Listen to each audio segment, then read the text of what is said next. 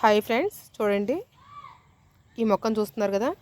ఈ ఆకులేమో సిల్వర్ కలర్లో ఉంటాయి. మీకు క్లియర్గా కనిపిస్తున్నాయా?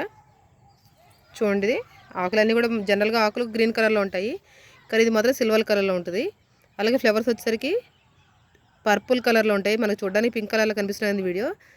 ఈ మొక్కను ఏమంటారు అనేది మీకు ఎవరికైనా తెలిస్తే కామెంట్ సెక్షన్లో తెలియజేయండి. ఇది నా గార్డెన్లో ఉన్నటువంటి వెరైటీ ప్లాంట్. ఇది స్టెమ్స్ ద్వారా కూడా మనం ప్రాపగేట్ చేసుకోవచ్చు దీన్ని.